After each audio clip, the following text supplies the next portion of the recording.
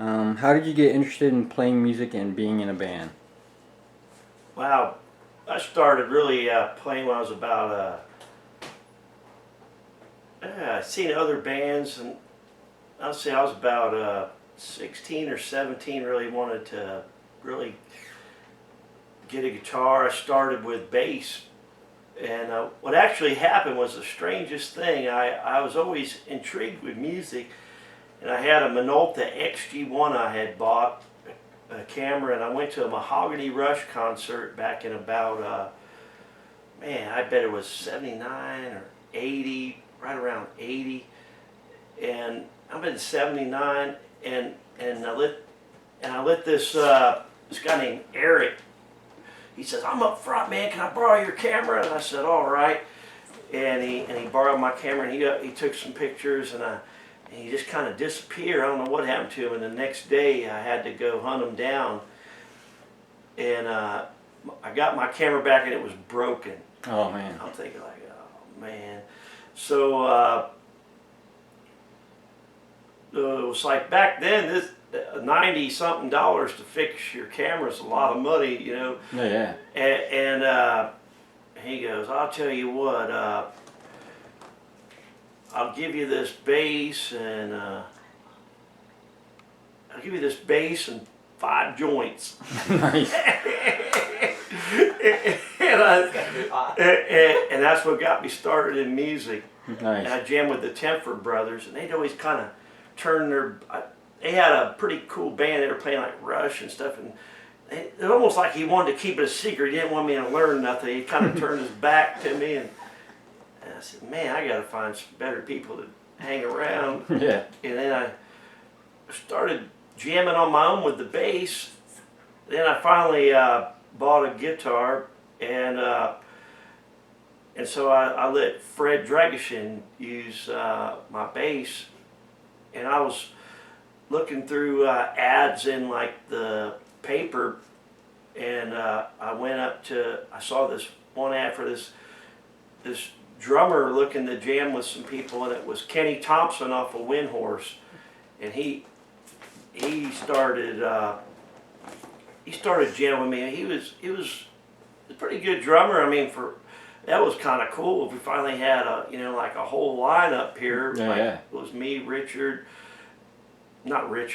Fred. It was me, Fred, Kenny, and his brother named Kelly Kirby, and he had kind of like a southern rock style, and we were just kind of feeling it out and kind of just jamming. Kenny always kind of threw a lot of extra stuff in. Sometimes I felt like it really wasn't necessary. Like it's more like kind of wanting to show off. Right. Yeah. But he was a good guy, and that's kind of how I got started. And then I started really picking up guitar, and me and Fred took it more serious. There was a lot of times where Kenny would kind of go wander off and do whatever he's doing and just leave us sitting there. So it was like me and Fred sitting there. And I could tell Fred was pretty serious about it. Everybody else was just kind of doing it for the fun of it. And basically that's kind of how that's kind of like the very, very pre-Nasty Savage type. Did you take lessons, or are you kind of self-taught? I did take lessons. When I first started, I just kind of learned whatever I could. I was like a sponge. Back then there wasn't no YouTube. You could type in any song now and learn it off some schmuck all over the world. Yeah. You take each guy's way of learning a song with a grain of salt. But back then there wasn't that. You got some, what is that, Mel Bay book or something, or tried to learn the scales. Yeah. And sometimes they look like, man, what the heck is this? And there was like some VHS tapes that kind of taught stuff that you could rent. And man, I was like a sponge. I tried to learn as much as I possibly could. I really wasn't that good when I first got started, but I was just, remember I tried out for like Vengeance at that time, and like they were nice to me, but they were like behind my back they're saying he sucks. He sucks. He's terrible. Yeah. But within about 6 months, I went from really bad to decent. I mean, I wasn't great by no means, but I came a long way in a short period because I just kept constantly at it. I was driving my parents crazy, like playing guitar and cranking it up in the backyard, and oh man, it was driving everybody nuts. Nice. How'd you get turned on to underground music? You know,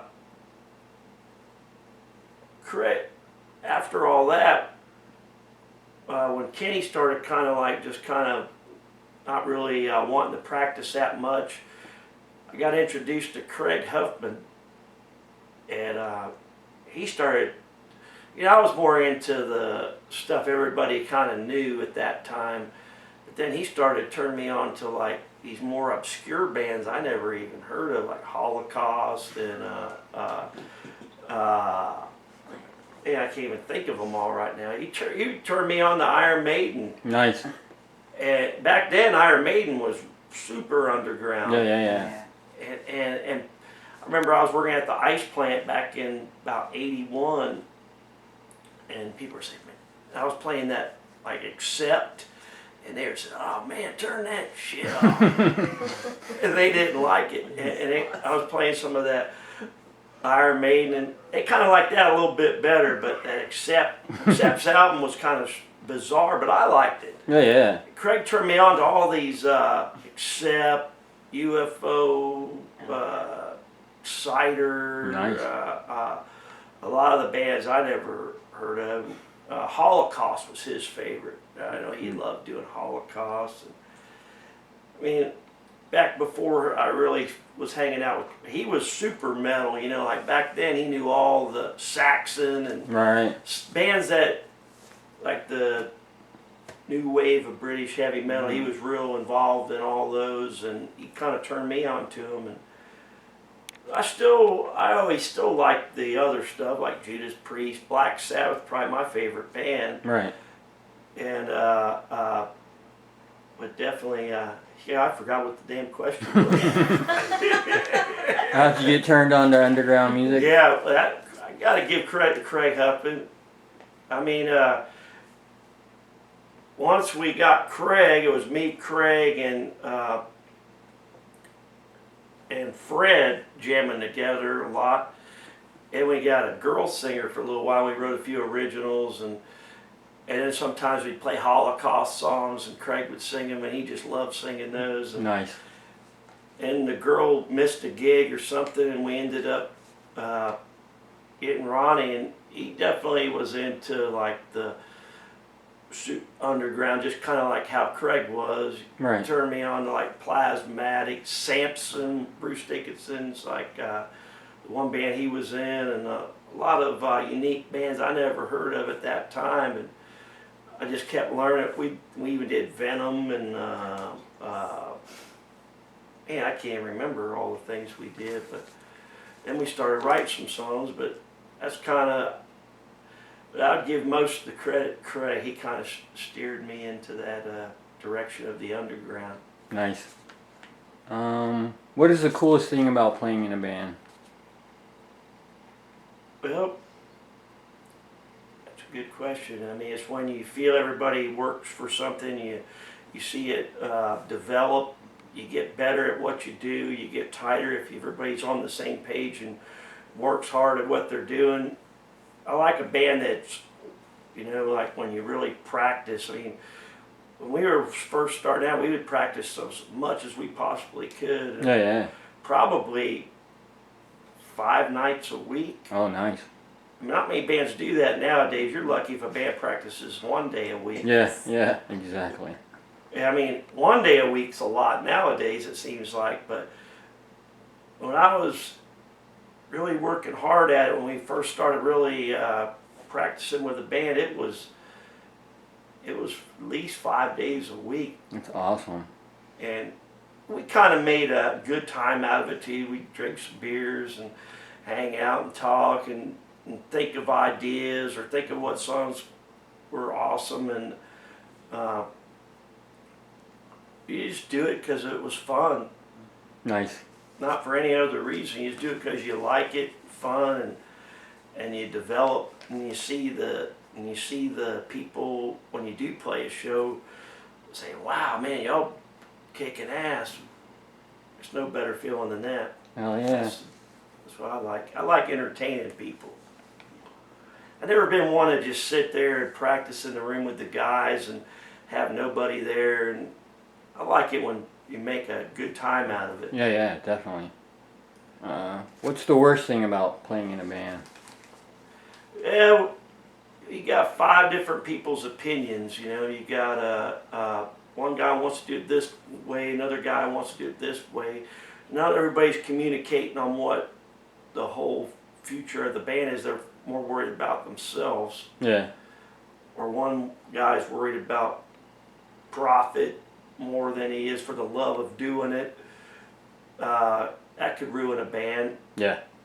Or like everybody's not on the same page. It's like maybe half the band wants to tour and the other guys don't want to lose their job. So everybody's got to kind of be on the same page. If they're not, that could be a real bad part of being in a band, because if you got 3 guys that want to tour and 2 guys that don't, Yeah. you're in trouble. Yep. Yeah, definitely. But, you know, I can understand too, like somebody has a job that they don't want to risk losing a good job. So it's like you got to, takes a certain person to want to be on the road and want to do it. You know, you really gotta, if you, depends on what you want. If you just want to stay home and around here and just write some songs after you get off work and just do it for more of a hobby, or record some stuff, maybe play a couple shows a year. If that's what you want to do and everybody's on the same page, it's all good. Right. But if everybody's not on the same page, it's hard to find the people all on the same page. It definitely is. I don't think I ever have had everybody on the same page in any band I've ever been in. Nope. Always something happens. What is the most memorable show you've ever played? Wow. Yeah, that's a good question. But I think when we went to Canada with Nasty Savage, there was, could have been the one where we played the World War III festival with Celtic Frost, Voivod, Possess, and Destruction, and we were in like a '56 Greyhound cruising into Canada with 10 guys, and we all had to put 10 shirts on each so we could get through customs without having to pay some huge tax, and we were like the only band there with. I've heard those kind of stories. We sold every one of them too. That's Nice. And but World War III, that was like back in 1985. That was there was 3,500 people there. Wow. And that was like the biggest show I'd ever played at that point. But about a week before that, we played with Slayer at L'Amour's, 1985, and then, I mean, it's a toss-up between those two, or and we got to play the Bang Your Head Festival in 2005 with Nasty Savage. I believe it was 2005. We got to play with Dio, Twisted Sister, Motorhead, Saxon, and there was probably 20,000 people at that show. Nice. We didn't play in front of that many, but we probably played in front of half that. Right, yeah, It definitely. was just like, wow, this is surreal. Nice. Kind of make shit. And one other one was pretty cool, was Poland, but I think the World War III one was the one that stood out the most to me. Is Poland the one with that big backdrop behind you? Yeah, we just showed up and all the other bands were like thinking, they're like pissed off because, man, that backdrop was bigger than my whole yard. Yep. And they're getting there like, I mean, a lot of people there loved Exhumer. I mean, and their backdrop's tiny. And ours is like the size of my backyard. But the people loved Exhumer. I mean, it was just, they asked us, do you want this backdrop? And I mean, where are we going to put that thing? Like, what are we going to do? This backdrop would take up, it looked like a tarp that you would put over the house to tent it for termites. It's like, where are we going to put this in our luggage? Yeah, I seen the video. I can only imagine how big that thing was. Yeah. It's crazy. But they did ask us if we wanted it, and it's like, I wish we would have got it. What are your goals when you're in a band? You always want to put out an album. I mean, that's make a nice recording, a good recording. I always like making a quality recording. Go out there. I mean, my goals were always to. I thought it was a big thing to be able to go to Europe. Right. Yeah. That was on my list. Was to make an album, get signed, go to Europe, and make a quality product that you're proud of. At that time, I didn't really. When we were writing our stuff, we weren't trying to make it to where we're like big time. We were just trying to make some cool stuff that we were a little different than everybody else, I thought. Yeah. Well, you achieved all your goals. That's amazing. Yeah, I mean that's a hard thing to happen. To get signed, make a quality product, and get to go to Europe, and it doesn't cost you a dime. It didn't make hardly anything, probably nothing, but we came back with what we left with, and it was like a free trip to Europe. Yeah. Oh yeah. That was in the '80s when we were. Well, we had a lot of false alarms, though. Boy, I'll tell you, like, they say, "Yeah, we got this tour coming up for you," and then we tell all our friends at Ruby's or something, like, "Yeah, we're going to Europe, yeah." And then they go, "Oh, it's canceled." It's like, then you got to tell everybody. Yeah. It's like, oh man, that's a bummer part of the band too. Yeah, definitely. I'd say we had about 5 false alarms to go to Europe before we actually did. One time with DRI, this is after we already had been to Europe, we had a tour booked with DRI over there, and I don't know what happened, but they canceled, so we had the plane tickets in our hands. Man. I never had the plane tickets in our hand. Right. And we didn't get to go. It's like, God. Yeah. Do you make money or lose money playing in a band? That depends on which one you're talking about. In general. Really, it's in general depends on what you're doing or which band. Or the underground band, you're usually lucky to break even when it's all said and done. You get your gas covered, maybe. I know when I was with Gardy-Loo and we traveled all around the U.S. and we would cut corners however we could. We did about 30 shows in 32 days, and I bet you we didn't make more than $65 at any of the shows. Right. And we made enough to make ends meet. There were nights where they go, "Here's $10." Oh yeah. Like, Yeah. wow. Yeah. And but like most bands wouldn't be able to survive off of that, but I was the one running it, and we would stay at somebody's floor with a sleeping bag, or we would do whatever we could to not get a hotel room. Yeah. I'd say out of 32 days, I think somebody bought us one hotel room, and all the rest we stayed at people's houses. We never bought a hotel room. But if we would have done that, we would have definitely lost money. So our goal was to survive. Yeah, definitely. I mean, when you're only, but even if a club was giving you $40 or whatever, we would usually sell about $70 at T-shirts. Nice. Or merch, cassettes back then. We would sell our cassettes for $3 to where our merch usually made more money than what we did. Right. To where we survived, and we would put, back then gas was only, this was like 1991, 92. Gas was only about $1.25, so you could do some crazy traveling and not lose too much money. But nowadays, oh yeah. Even though gas is getting a little cheaper now, but well, you don't want to go to California for a $50 gig, that's for sure. Yeah. Outside of playing in a band, how do you make a living? That's how I make a living now. Nice. Um, what is the smallest crowd you've ever played for?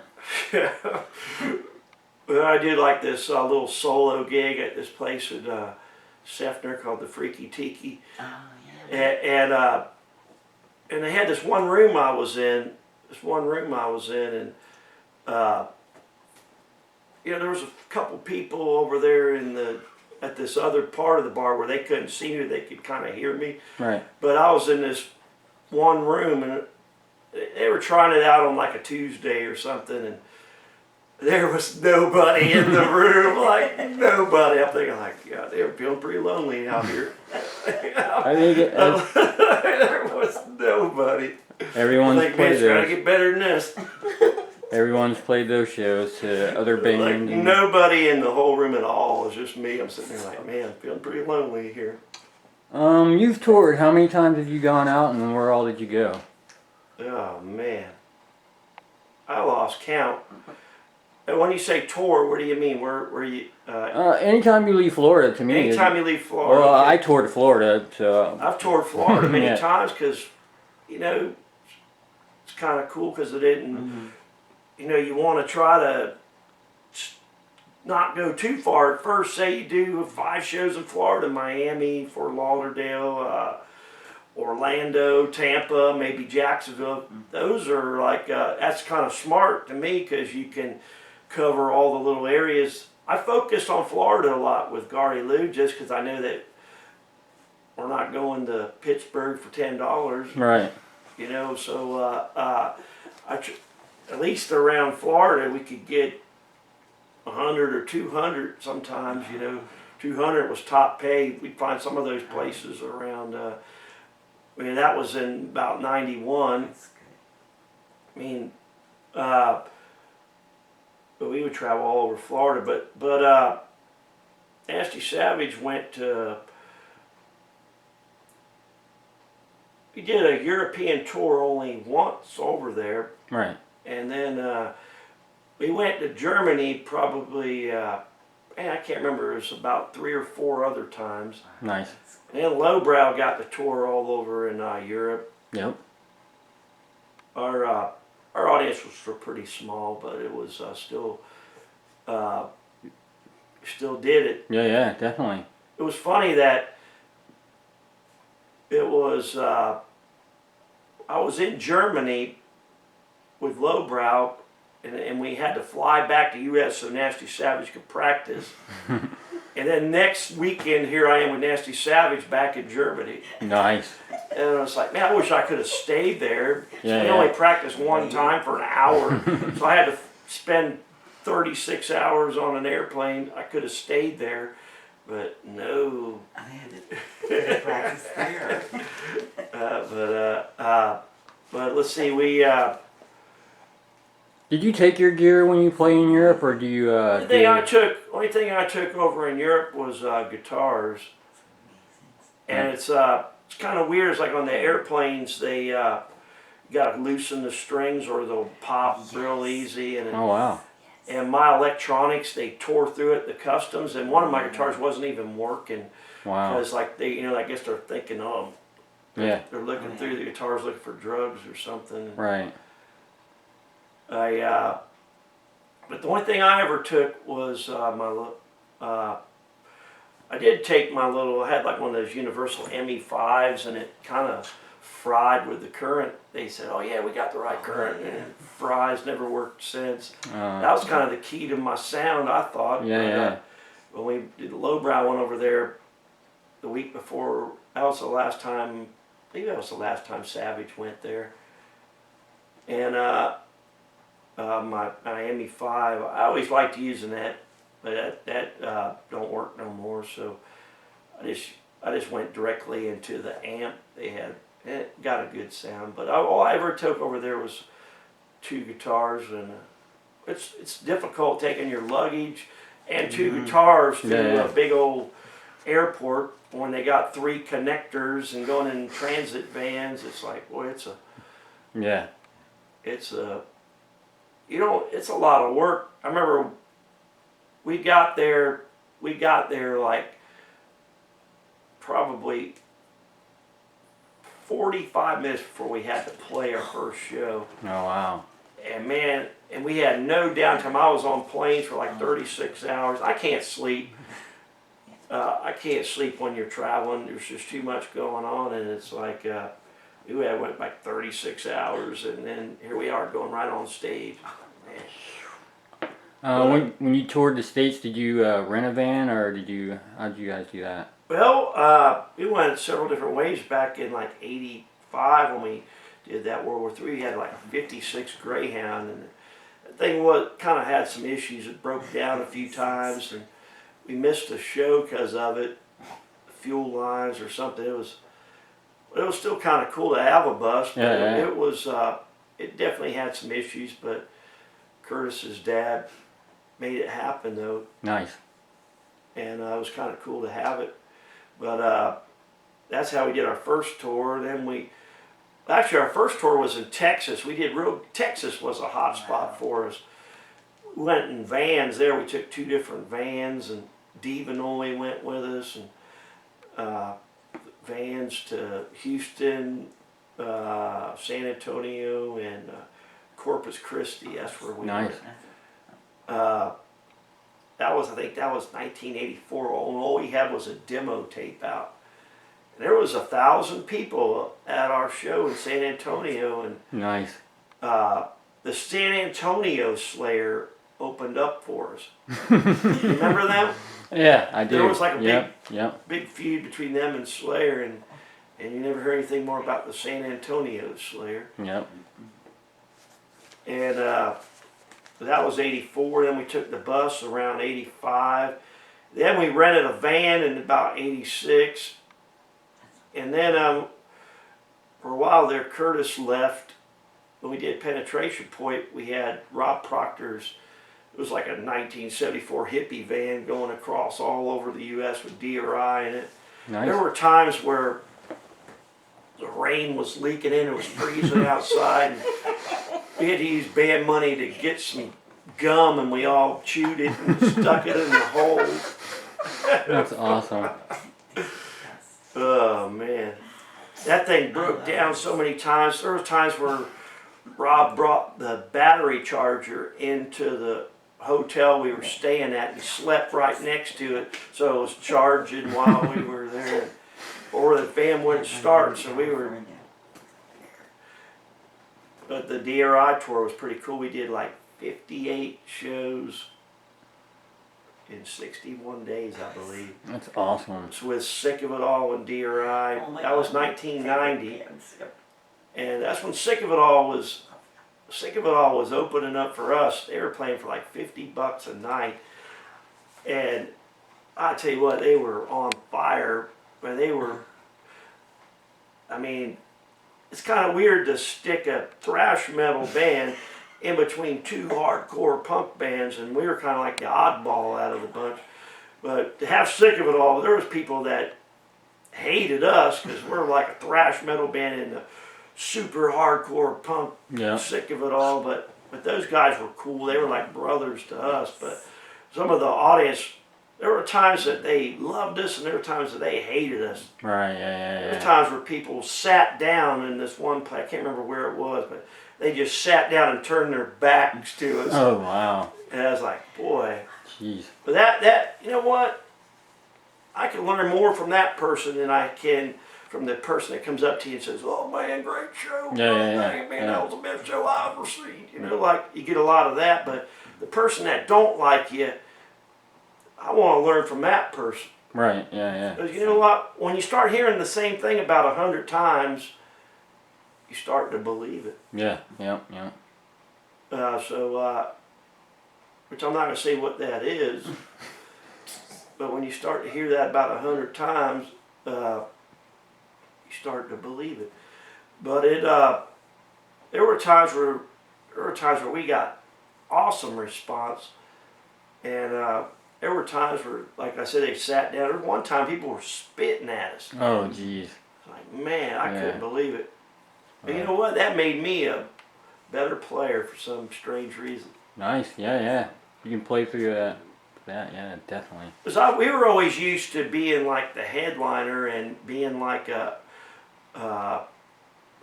being like the main attraction, to where we were always used to everybody saying, "Oh man, great show! How you doing?" You know, like, and we were never used to people not liking us. All right. That was kind of unusual, but it's what we needed, though, I thought.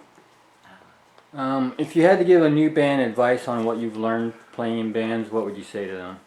Well, you got to do it because you love it, not for any other reason. You got to do it for the enjoyment. You got to realize what you want. Like, do you want to? You got to brush up on your skills as much as you can. I'm still constantly learning. Lately, I've been learning. You know, I probably spend 10 hours a week trying to learn new different techniques and trying to develop. And I feel like right now I'm the best player I've ever been. Nice. And this year I've played 200 and, well, New Year's Eve tomorrow will be 230 shows for this year. Nice. Wow. It's been my best year ever in music. Nice. And but I think that you got to keep learning. Try your best to find the people that are on the same page as you are, that you're compatible with. If everybody just wants to do it as a hobby, you got to find those people if that's what you want to do. If you want to do it to try to be the band that's going out there touring 300 days a year all over the world, you got to find the right guys that are fit, because you might find somebody that you jam with locally that you think's the best player for you to jam with, but when you get on the road, it's a different story. Oh yeah. You got to be on the same page, and if you want to be that guy's out there, you got to think about, do I have enough money if something goes wrong? Yeah, yeah. You gotta, but you just gotta mainly do it for your love of wanting to do it. You just gotta want to do it, and that's the main reason. And then good stuff will happen if you want it to, and if you're persistent and professional and not trying to be a drug addict, drunk, or whatever. You need to be serious about it. And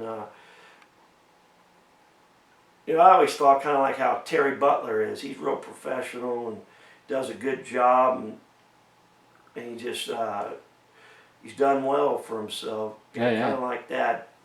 Definitely. Is your family supportive of your musical career? You know, when I first started playing, they didn't want me to do that. Right. They never gave me a hell yeah, you know, never. It was the one thing my mom did say was like, when Nasty Savage got an opportunity to go to Europe, she goes, you know what? Regardless of what happens, just go enjoy yourself and go see Europe. I never got to do it. Yeah. That's what she said. And take a free trip to Europe and get to see the world. You can't never take that back. Yep. And she did tell me that advice. Nice. She never really said, never gave me a lot of support, but never told me not to do it. But you could tell that she probably would have. My dad never really, they never really come to see me. Yeah. One time they did, but when my mom was ill about 5 years ago, was going through hospice and everything, I started playing acoustic guitar a lot, and she never saw that side of me. Right. Because everything was, and she goes, wow, you really have come a long way. And that's Nice. the first time that she ever complimented me. Nice. And she passed away a couple months later. Oh, damn. How's your local music scene? Do you feel bands support each other, or do you feel that there's a competitive nature? Well, it's a little bit of both. I think that you got some bands that look at it as a competitive nature, and But you got some bands that are the most helpful. They'll do anything. If you help them out, they'll return the favor, kind of like Mitch of Ulcer. Yeah. You help him out, he'll help you out. And, I appreciate you. yeah. But I know Richie Brown's been real helpful. Yeah, definitely. There's definitely a lot of people that are, I mean, I think there's more of the brotherhood than there is of the competitiveness, but there definitely still is some of the people think of it as competitiveness. Yeah. But I think there's starting to be less of that. I think they're starting to realize there's so few people that are doing the underground stuff that they better support each other. Yeah, or there'll be no places to play. Yeah. For sure. What do you think can be done to help improve the local music scene? Well, people gotta go out and support it. You gotta go out and go to the shows, and a lot of people seem like they stay home nowadays. Yep. But it's a lot safer. I get it with like the DUI laws, and it's a lot safer being at home, or they're caught up with the internet or Facebook. They sit at home. They're more hermits than they used to be, I think. Yeah. When I was in the 80s, you didn't have all that stuff, and you just wanted to get out and go do something. And now you can just sit at home and talk to everybody and it's so impersonal to me. You know, it's like you get out there, but and we went to see the Melvins a couple months ago. It's like, man, is everybody just united, had a good time, loved just had a great time at the show, and even went to see Drew Lord a couple times because I was getting done playing. If it's possible for me to go see a show, I'm gonna do it, but I don't get out as much as I should, but I'm playing 230 shows this year, so it's hard to do anything.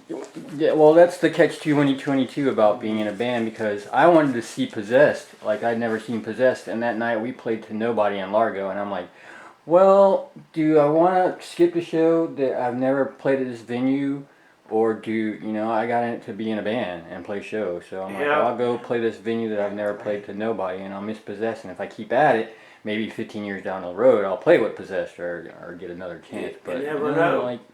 I mean, like, I remember one time Gardy-Loo played the same night as Obituary we were playing, and it was like about 10 people there at the most, and it was like, man, we shouldn't have tried to play against Obituary. I mean, we booked that before Obituary did, and it's like, man, we got to stick to our word. It's all you got is your word. Yeah. But there's times where, like, you think, man, why am I doing it? But, you just got to take the good and the bad, everything in work and life, take the good and the bad. But there's definitely shows I've done where I'm thinking, like, oh, man, I wish I would go see so-and-so tonight. Yeah. I wanted to see Hank the Third. I was playing right about 2 blocks away. I got to meet him afterwards and got a picture with him, but I had plans to go see him, and then this club that I'm trying to get in good with booked me, and I didn't want to tell him no. Yeah. But I thought I might still be able to go see him a little bit, but by the time I got there, he couldn't get in or nothing.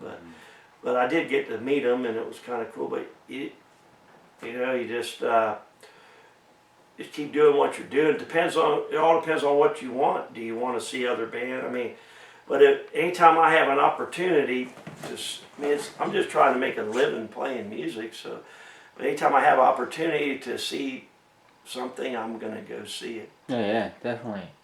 Have you ever had to play more than one show a night? And I played 3 shows in one day. Nice. Kathy goes, "What the heck are you doing?"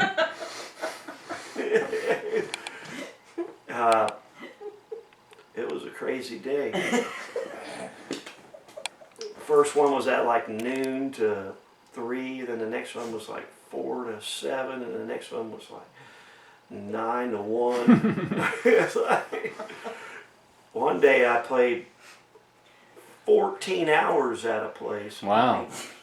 And it was like the day everybody was off the next day. It was like a Sunday where everybody was off the next day. I can't remember what. I think it was I don't know what it was, Memorial Day or something, but and they gave me like 3 shifts for doing it, Nice. but it was like they just couldn't believe I could do it. Yeah, yeah.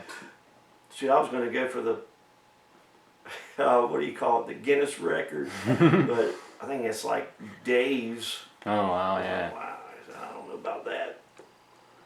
How'd your acoustic project start? Everybody else that I was around just bailed on me. So I said, heck with it, man. I'm going to go down to this little pub at the end of the street and just say, hey, I play acoustic. Nice. And I started playing a few songs, and they were enjoying it. And next thing you know, learned a few more songs, and everybody seemed to like enjoy it. They gave me like 1 day a week over there, and then another place goes, hey, we want you over here. And then another place goes, I want you over here. And it got into where like, yeah, I love it. Nice.